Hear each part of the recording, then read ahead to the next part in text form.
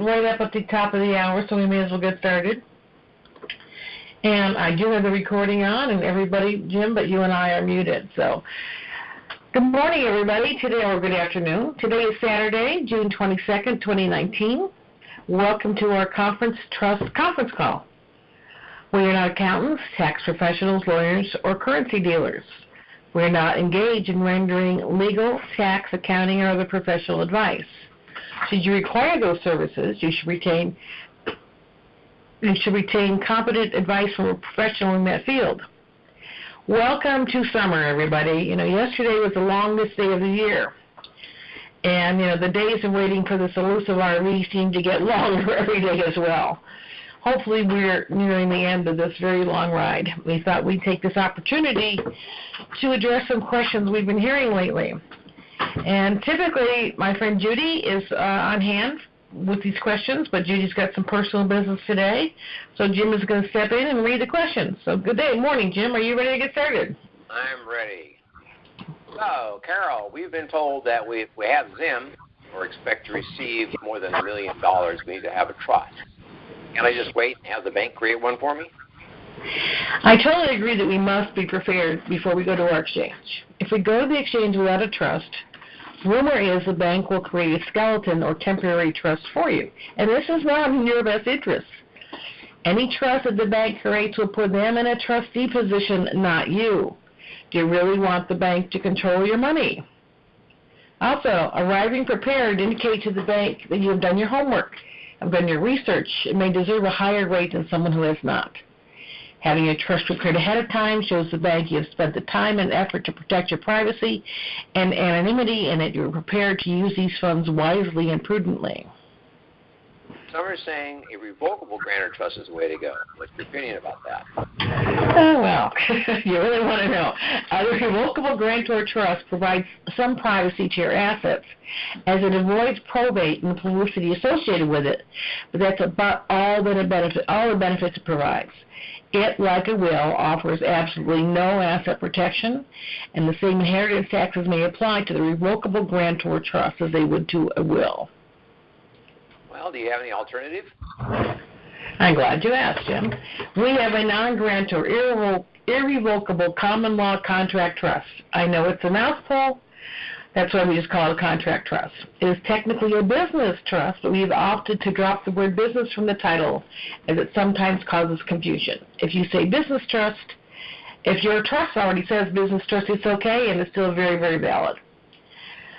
Use of the contract trust that we offer totally eliminates probate and inheritance taxes. Consider what would happen if you went to cash in your currencies and then with a sudden newly realized wealth, you suffered a heart attack and collapsed right on the bank floor and died. Or you stepped outside, were unfortunately struck by a bolt of lightning, tornado, or a speeding car. You and your heirs could be facing a substantial and totally unnecessary haircut of this newfound wealth. It could be years before your family sees any of that money. And while these are very extreme examples, I'm sure you get the point. Unlike a revocable grantor trust, the contract trust is irrevocable. In a typical revocable grantor trust, the grantor, you, can change your mind about what you have granted and given someone right up until your last breath. The IRS has a clawback clause. In a financial or business setting, clawback may refer to a provision in a contract that allows money or benefits to be taken back if special circumstances arise. So the IRS may decide that because you still have total control, the assets of that revocable trust may be part of your estate when you die. With an irrevocable contract trust, you give up all right, title, interest to the asset irrevocably, so it will never become part of your estate. Thus, no probate, no inheritance taxes. Also, irrevocable means no one can tell you to terminate the trust to pay somebody else. So your assets are protected from anyone trying to get money from you personally. Well, you mentioned that with the contract trust, the assets are protected from state inheritance taxes. Why is that so? The contract trust is created in contemplation of life, not death. The most significant distinctions between revocable and irrevocable trusts are the estate tax considerations. Property that you place in the irrevocable trust is no longer considered part of your estate. meaning that the property typically isn't included in your estate's value when it comes to determining if you owe death taxes, and if so, how much. And there are other benefits of a contract trust over a statutory grantor trust, right? Yes, the statutory trust is a privilege granted by statute and is regulated by the laws of the state in which it was created. A contract trust is actually a contract in trust format. The right to contract is guaranteed by Article 1, Section 10 of the U.S. Constitution, a common law contract itself. Jim, are you there? Okay. Okay, something just happened there. When researching the two, you won't even find the contract business trust in the T section. T is in Tom section of the library, but in the B is in boy section, or business. One of the major benefits is that the contract trust allows you to be the trustee of your own trust. You retain full management, control, and benefit of the assets of the trust. There is no one between you and your money, and let's face it, folks, I think that's where most of us want to be. In my opinion, the contract business trust is the best asset protection vehicle for this RV. The contract business trust is a common law document and is legal in all 50 states and common law countries. It is private, not required to be registered in any state except Nevada, unless it is actively engaged in operating a business. That totally ensures your privacy. There are no annual fees, either to us or to any state. Record keeping is minimal, and you can do that part yourself. You can name your spouse as co-trustee. One or both of you can become executive trustees, allowing one to act on behalf of the other. You can name your children as successor trustees. You can designate one or more successor trustees, specifying that they both become trustees at the same time or one goes after the other. You can change this designation at any time for any reason. You can add a bloodline clause to ensure that your family's generational wealth does not fall into other hands. And you can also add a spendthrift clause so no one can hypothecate or pledge his or her possible share of trust income. I've heard that the RV exchange will probably not be a taxable event. Does the contract trust need an EIN? We do obtain an EIN as part of our service. It confirms that the trust is an entity unto itself and the assets belong to it, not to you. It is also required when opening a bank account. Speaking of taxes, keep in mind that the ZIM is a bond, so it may be taxed, so be prepared. Keep in mind that ZIM is under international law, and we suggest you set aside, 40-50% in a tax account. If the proceeds are taxed, you're covered. If not, you reap a sizable harvest next year. And lately, I've had several people ask me about tax over $50 million. I have not heard that. Have you heard anything like that, Jim? No, I haven't heard any rumors or any statements about that. Yeah.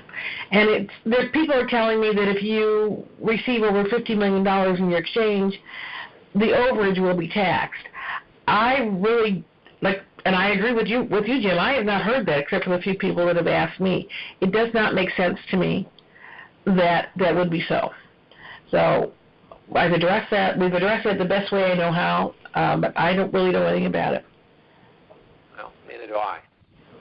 So I read my EIN letter, and it says that I have to go file a Form 1041. Trust hasn't earned any money. Why do I have to file?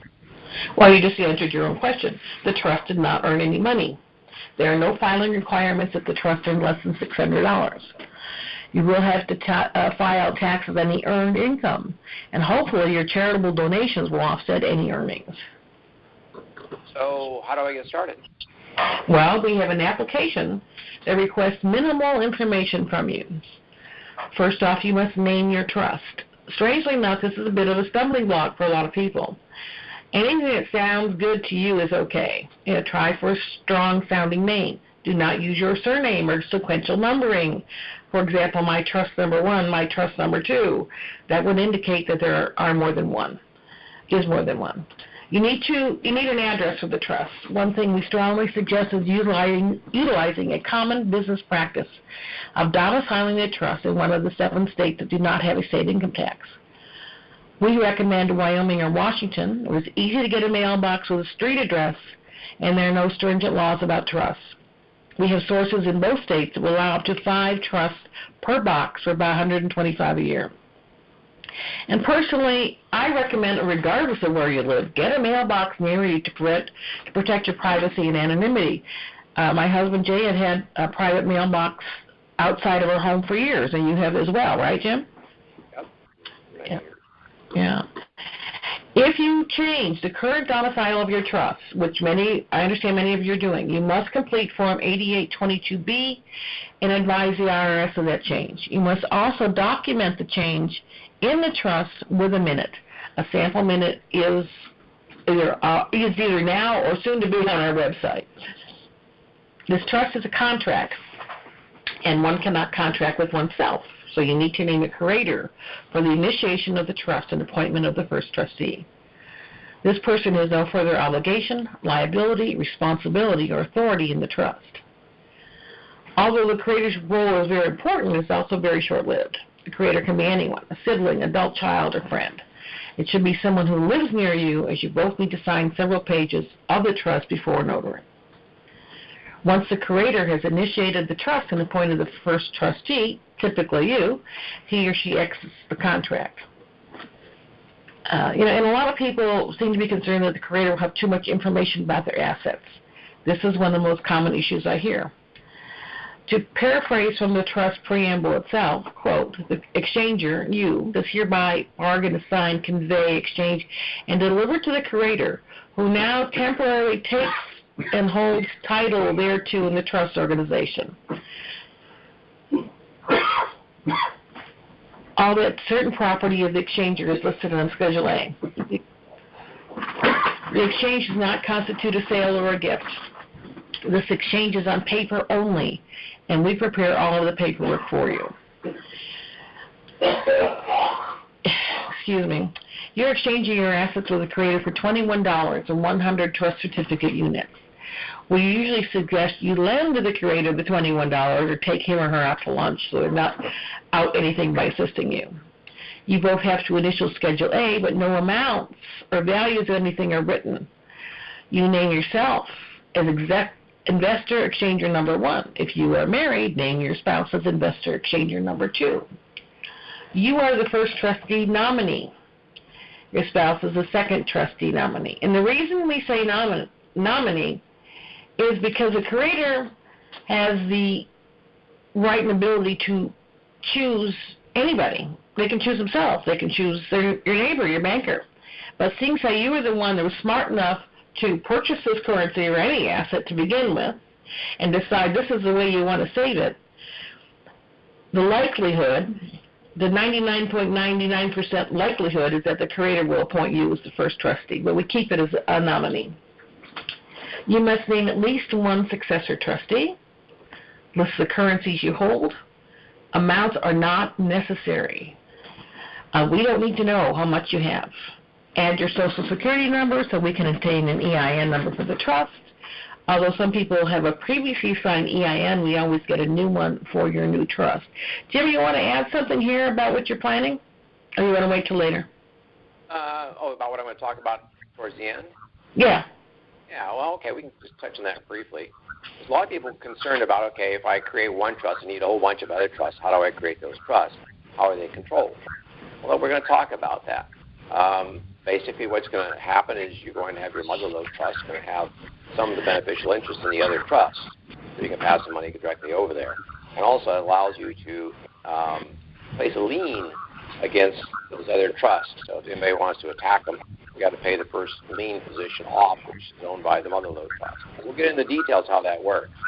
Very unique. I've been doing it for many years. I've been doing it with LLCs and corporations that would have a lien against my trust. So we'll talk about that at the end. Well, what I meant was do your website. Oh, I'm sorry. I got ahead of you. So you were asking me what about the website, where we stand with that today? Well, yeah. Just for background, folks, we're planning on putting the application on a dedicated website. Jim. We're on two different frequencies here, but that's okay. Yes, we have a site, and I've been working on it. Esther's coming over today. We should have it finished up today, and something else we were going to talk about today, but we'll talk about it now. There's going to be a site dedicated to just all the applications. We'll have the main application, we'll have the real estate trust application, we'll have the automobile trust application, we'll have the AAA application, and it'll be a way to communicate with us. There'll be a form on there that you can drop with some notes to us, ask us questions, and we can respond. We're trying to get away from having a whole bunch of phone calls because it just takes too much of my time. I get way too many every day, and Carol gets a lot too. So when we get this set up, you have to do your application online, and then it's automatically transferred to us into an encrypted site and into a folder. And then we take the data, we merge it into our system, and we produce all the documentation, and then we ship it out. And there's multiple reasons for why we want to do this, why we need to do this, because some of us don't have very good handwriting. And we have to try and figure out what that word is, especially email addresses. They're very, very difficult. Yeah, very difficult. So we want to get this done. I'm hoping that we get it done this weekend. What I plan on doing as soon as it's done is sending out another blast email telling everybody, okay, here's the application, here's the location for it, here's some new email addresses that you need to know about, and here's how you can use this, and have an instruction that they can go to, a link they can go to and download the instructions on how to use the new website. That's perfect. Perfect. Thank you. So we're on number 9. Yep. You mentioned successor trustees. Is that how I take care of my children and my future generations? Yes. When the trust is created, you need to name one or more successor trustees, and that's usually your kids. If they are minors, you can name an interim successor trustee to manage a trust on their behalf until they are old enough or mature enough to handle it. If your kids are minors, I suggest the age at which they take over from the interim successor trustee to be at least 25.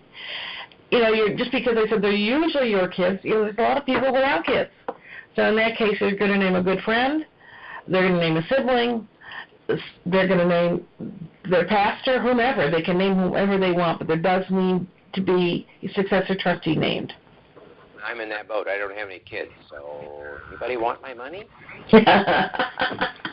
That's joking. I do have somebody I'm already made arrangements with.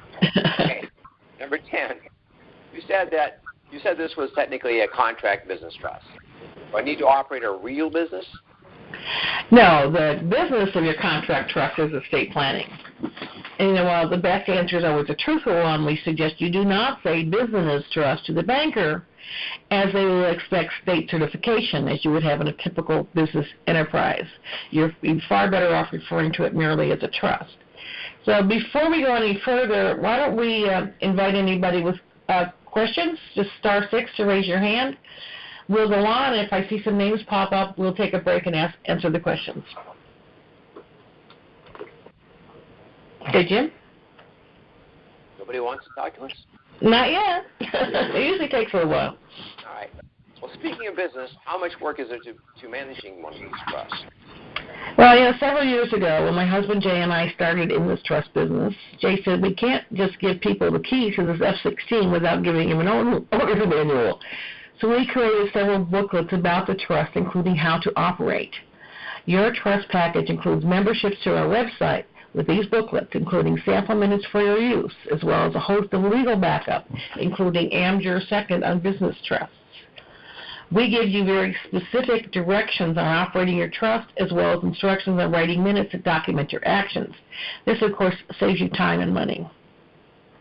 Our website, www.indicatorinformation.com, is full of sample minutes for your use. The website is members only, for your authorized use only.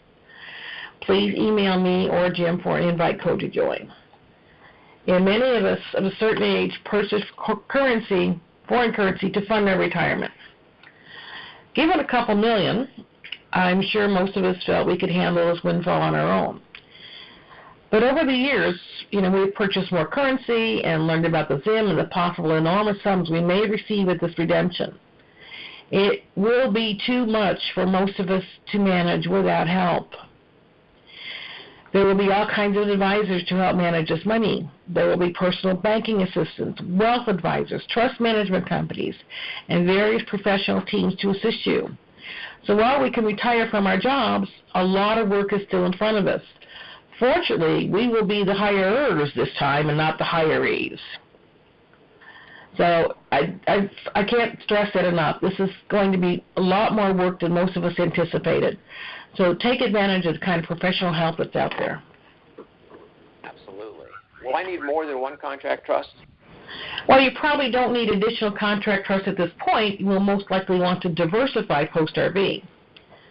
We like to call this first contract trust your mother lode trust. It is and should stay private, not only to you and your private banker or wealth manager.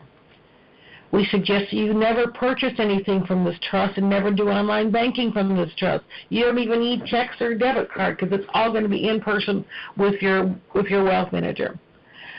Once all the initial business of the RV has settled down, you may wish to create additional contract trusts for specific needs. We offer secondary trusts, real estate trusts, vehicle trusts, management trusts, and charitable trusts. How do I get my money out of the contract trust? Well, there are actually 4 different ways. The first way is to pay yourself a modest salary as trustee, which I suggest. This should be enough to cover your everyday needs, like groceries, utilities, gasoline, medical bills, etc. The second way is to declare and pay a distribution to the trust certificate holders of the contract trust. In either case, though, this money is taxable income to you. You probably want to take some money this way and pay a minimal amount of tax. As I said, that's why one of the reasons I suggest you take a salary. You could also borrow from the trust. A big question for many is, how do I pay off my house, or how do I purchase new property? And there are a couple ways to do this. You could borrow money from the trust personally, essentially a new mortgage or refi that you control, or the trust could pay off and purchase the property itself. In either case scenario, you still end up owning the property in your own name, and this is not a good idea if you're trying to keep a low profile.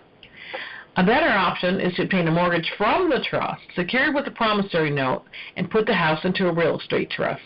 This would be optimal for larger expenses and is not a taxable event. You could use the same method to purchase new vehicles, etc. Creating secondary contract trust is another way to purchase big-ticket items without creating a loan or taxable event. In other words, so if you see a house and it's, let's just go for it, it's a $2 million house. Why don't you put $2.5 or $3 million into a new trust to buy the house? Then there's enough money left in this trust to pay for real estate taxes, property taxes, enough money to pay for insurance, maintenance, etc., etc.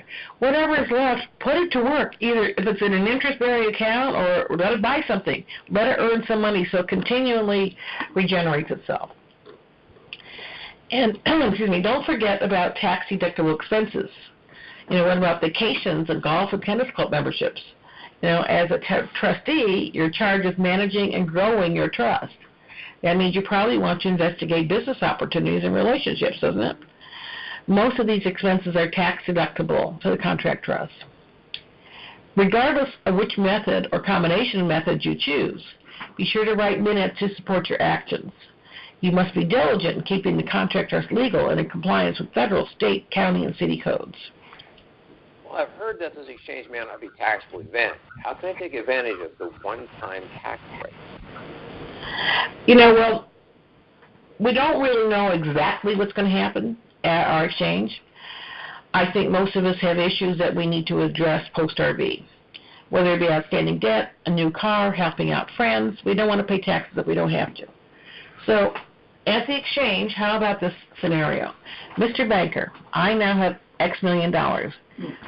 I would like you to put $100,000 in my personal account.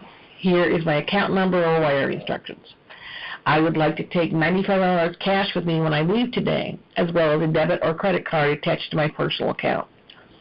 I will need these wires to be sent, and here's a list of cashier's checks that I need. I will need a pass-through account for X number of dollars. The pass-through account is what is going to fund some of your other trusts that are already set up. I would like to put the balance into an account at your bank for ABC Trust, and here is my paperwork. And the abstract and EIN should be all that you need. Again, I'm not a CPA or tax planner. This is just my opinion, and how we may be able to take advantage of this one-time tax break. It's obviously pretty simplified, but I'm sure you get the idea. I have been asked how to pay for a grandchild's college tuition. I think your wealth advisor, CPA, would be the best one to answer that question. However it is accomplished, pay the institution, not the child or the child's parents. That would make it a taxable event. The same is true for medical expenses. Some of your literature suggests multiple sweep bank accounts. Why? Opening your initial account gets reported to the government. That account information can be compromised or fall into the wrong public hands. That's why we suggest sweeping funds into other accounts, which is a non-reportable internal creation from the bank. And we can go into days about talking about this, but that's the biggest reason you want to sweep accounts. Well, we have heard that we should have a separate account for dinar, apart from for other currencies. Does that mean another trust? Well, the important word here is account. One contract trust can own several bank accounts, so the answer would be no. However, certainly you can have additional trusts if you feel you want to set it up that way. And I know some people are planning on doing that. The trust can have as many bank accounts in as many banks and locations as you feel appropriate. Personally, my husband and I will have our mother-in-law trust accounts at several different banks. How long does it take to set up a contract trust, and how much does it cost? Typical turnaround time has been less than a week until recently, where all the anticipations are be happening soon. We have been very busy, haven't we, Jim? The pre-RV cost is still $14.95 for the first trust. Additional trusts are $11.95. And folks, these prices are going to go up post-RV. This is a one-time charge, and since it's not registered with the state, there are no annual fees to the state like there are with corporations and LLCs. And we also offer a $300 referral fee for new clients. Jim, nobody's raised their hand. Come on, guys. I'm sure somebody must ask some questions. Let's see, I see wireless caller, but I don't see his hand raised. I see somebody here. I don't see a telephone number, so I can't call it out. If you have a question, speak up.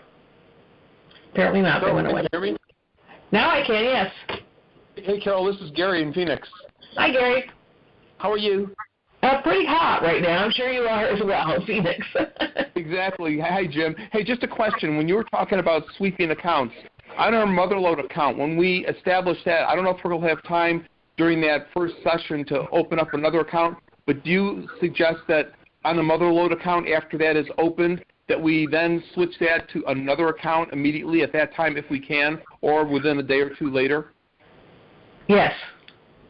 If you could, it all depends how much time we have, and I don't think we're going to have a lot of time. I think the secondary accounts are going to come at a subsequent visit, personally. Okay, and then from the motherload account, if we send that to a secondary account, what we'll be funding other accounts from or other trusts from, should we do the same with that after we open that account and sweep that to a new account also? Yes. Okay, perfect. That was my question. Thank you. I just realized why nobody could answer a question. Okay, there we go. Now, star 6 if you have a question, please.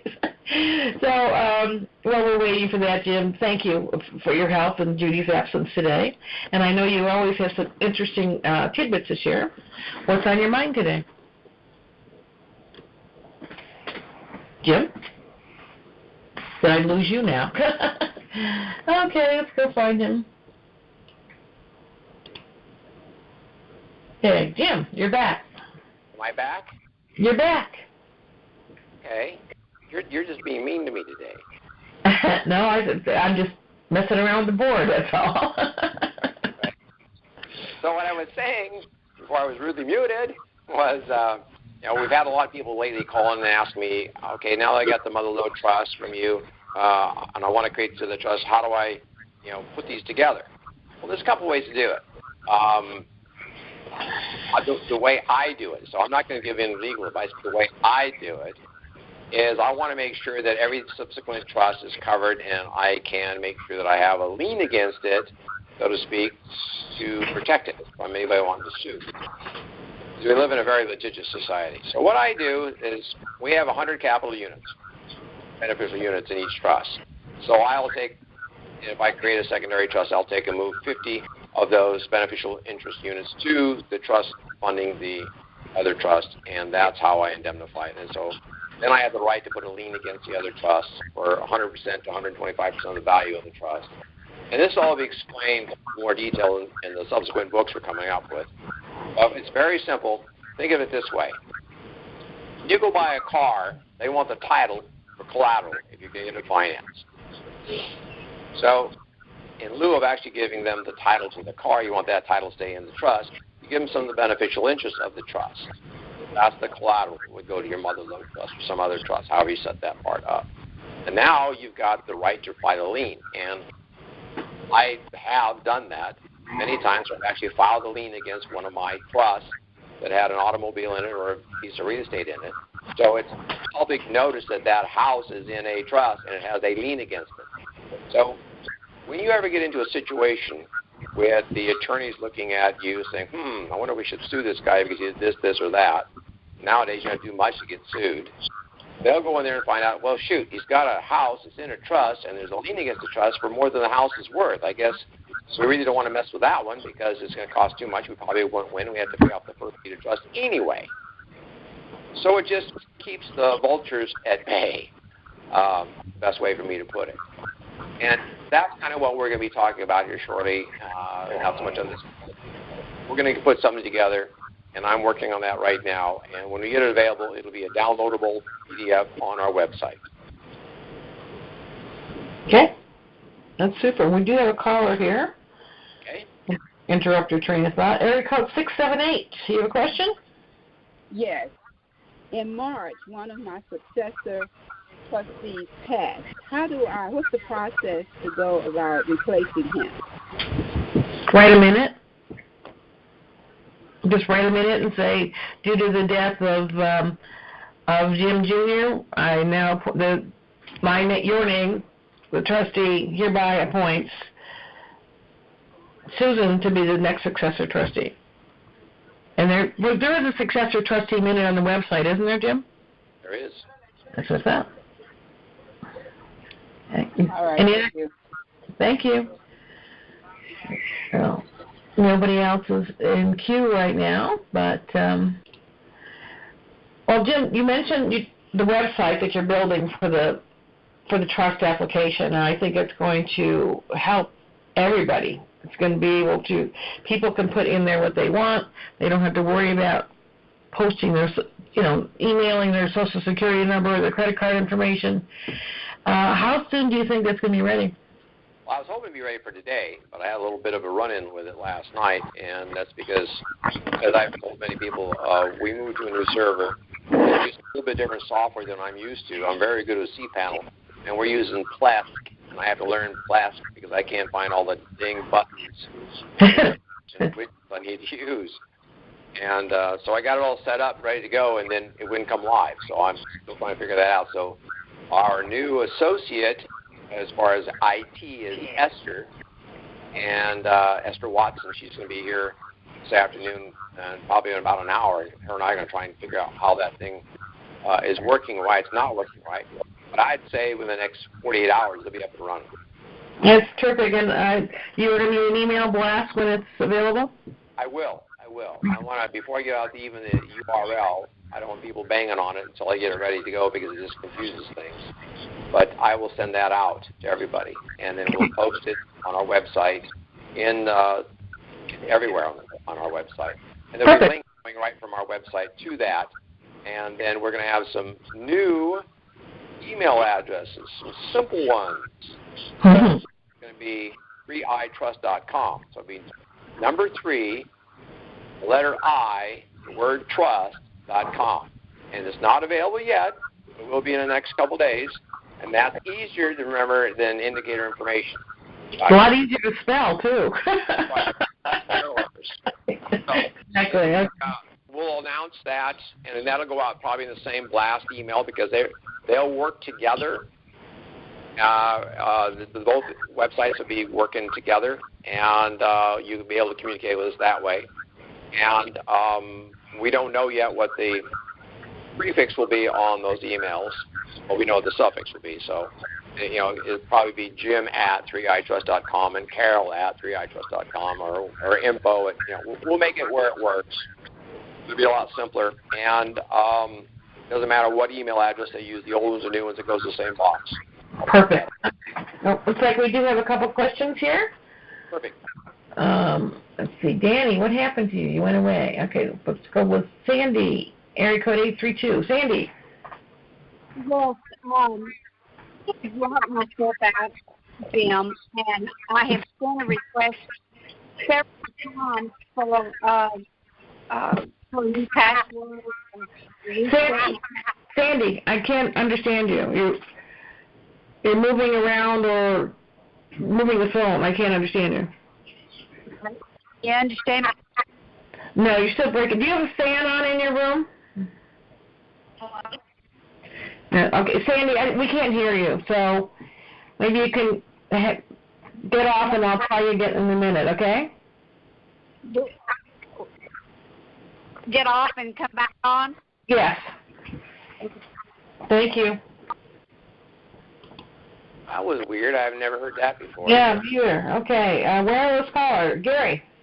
Yes, hey, Carol, one question regarding if the trustee passed away and you write a minute to appoint the new trustee, should you also change the abstract reflecting the new trustee? It wouldn't hurt. Yeah, you should let your bank know that you've changed your successor trustee, yes. Okay. That was my question. Okay, thank you. Thank you. And I know we had another name here a few minutes ago. Let me see if I can find him. Okay. Danny, I just unmuted you. Do you still have a question? Danny? Yes, I'm here. Good. Thank you. Yes, we can. Do you still have a question? Yeah, just a quick, simple question. And in the future, we're really going to start schooling when this whole thing goes live for us, for many of us, and the different uses of the organization and how we can leverage it. So there will be a forum for that, won't there, for us? In terms of on the website or what? I suppose. I mean, other than hiring professionals and so forth, just to understand the strategy and so forth as to how you can leverage these different, because many of us will have multiple entities, right? Multiple organizations. Oh, I'm sure. Yeah. I know we're going to continue with our calls, and they may change in direction from more of a sales call to more of an informational call. Wouldn't you agree, Jim? Absolutely. I don't think we want to take on any new customers. No. We'll continue with the existing ones, and this will turn into training sessions. Yeah. Because it'll be quite a family of people. I mean, it'll be great. Thank you. You're welcome. And that was a good question, because I've had a lot of people ask me lately, well, you and Jim are going to go out on the road. You're going to do conferences. You're going to do whatever. Nothing's going to happen for a couple of weeks. Jim and I both need some downtime. We may plan on something a few months after the RV. I don't want to have any big flashy parties like some guru want to have. If we happen to be in a certain part of the country, like I frequently visit Florida, and the last time I did, I invited all my Florida clients to come and say hello and have coffee, which we did. We might be doing something like that, but nothing on a grand scale. And I know Jim is planning on doing a little bit of traveling, and he will probably do the same thing. Right, I will. I'll look up our client list when I travel and go visit people. But no, I agree with Carol. We're not going to do anything grand, and we're not going to, because we're looking for anonymity. And let's talk about that for just a second, because I have a person that I'm interviewing again later today to probably come on and help us quite a bit. And he came by yesterday evening, and we were chatting. He says, well, you do all this stuff, but you live in this house and you drive that car. That doesn't compute. This computes perfectly. I live below my means.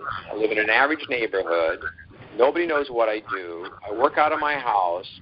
Therefore, I'm not, a suspect of having any wealth of any measure, and therefore nobody's looking to mess with me. Right.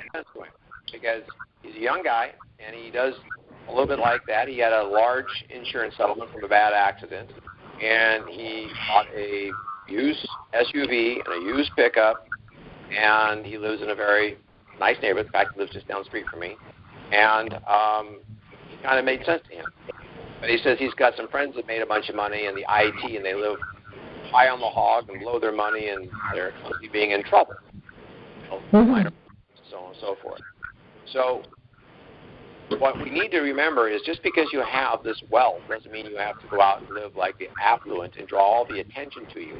That's the wrong thing to do. It doesn't mean you can't live well. It just means don't go out and be real flashy. I don't wear any jewelry at all. I've got a big diamond ring that I bought years ago, and I've got a Rolex watch. I don't think my Rolex has been on my wrist in the last 5 years, and I haven't worn that diamond ring in probably 20 years. So I have them. I need to go impress somebody. I have the machinery to do that, but I haven't found the reason to do that. Right. A lot of people are going to be buying some really suspicious automobiles and homes, and they're going to become a target. There's going to be a lot of people asking what they do. They're going to be asking you, how did you make your money? That's the first question that comes out of people's face when they get to know me. Well, how did you make all this? How did you do this? How? I don't understand. Well, I'm not going to tell you. Basically is what I tell them. And I don't want those questions. You agree? Right. Yeah, absolutely. And, if you do plan on buying a flashy car or more than one car, as I'm sure most people will, move to a more affluent neighborhood. You don't want to live in your pedestrian home that you've been in for the last 15 years and all of a sudden start driving an $80,000 Tesla. Your residence should, your car should reflect your residence and vice versa. So if you're gonna live an affluent life, you do need to. Oh, my screen just went away. You do need to live in an affluent neighborhood where you're less likely to stand out as if you would in your current neighborhood. That's true. And if you live in an affluent neighborhood, move to one, they're already affluent. They really don't care how you got your money. Other than maybe a cocktail party may come up in conversation, but that'll be it. That's right. Where I live, if all of a sudden I'm driving something like a Tesla, it's going to stand out. Yeah, absolutely. I have, my little station wagon, an older car, I have a 20-year-old car. I can get better, but I just like that one. And I have a little classic pickup that nobody really realizes. It's just a little classic pickup. It's a 79 Dodge short bed. Nice little pickup. I get a lot of comments on when I drive around town. But it's not something that's, stands out. It's just a nice old pickup. It's my favorite people to drive. That's how I live, even though I've got money to live other places. Yeah. So just something to bear in mind. We are trying to protect our anonymity and our privacy. So be careful about where you move. That's all.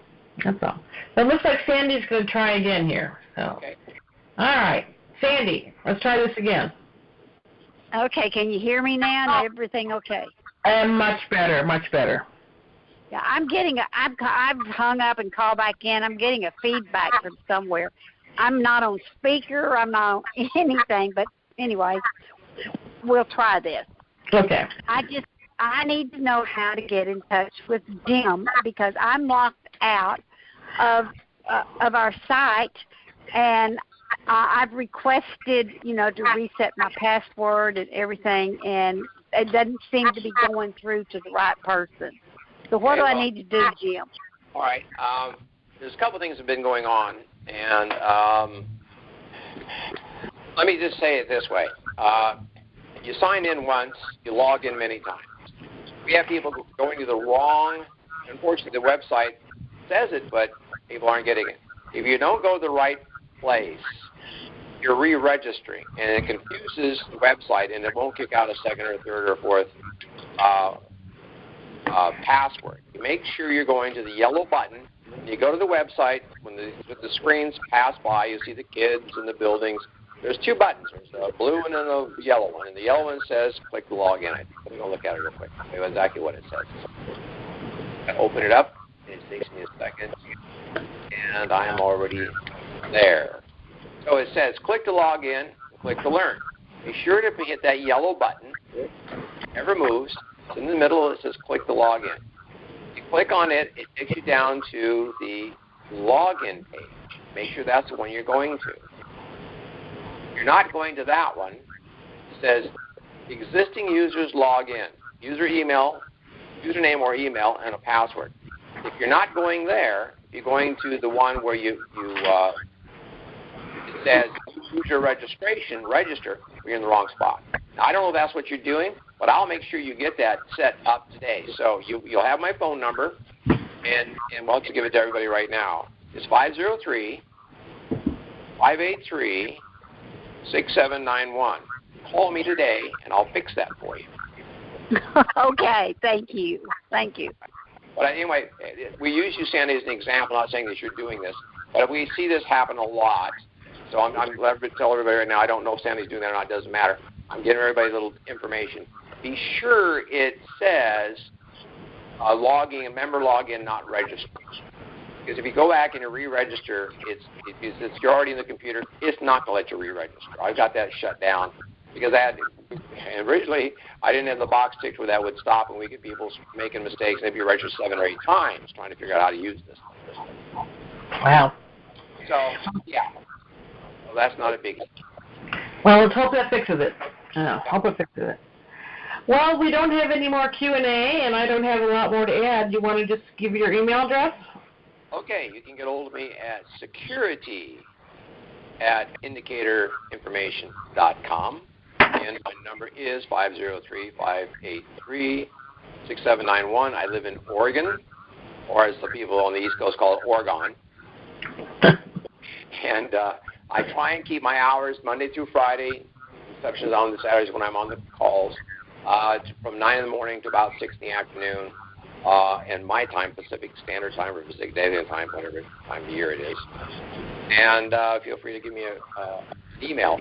Calls, sometimes I don't take them, or I'll get back with you in a day or so because I'm so busy trying to get all this stuff done. I mean, Carol and I are busier than a one-legged hanger. What's that? One arm paper hanger. There you go. That's what we are. One-arm paper hanger. The other one was busier than a one-legged man trying to stomp out a forest fire. That was the other one.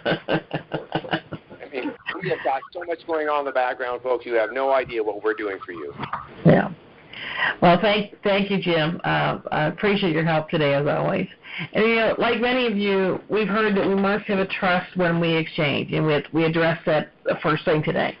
So we urge you to be prepared. Typical turnaround right now is about a week, but we expect it to be considerably longer post-RV.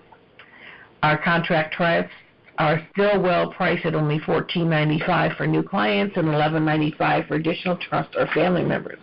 As I said, those prices will go up post-RV. We are still offering a $300 referral fee for any fully paid new trust.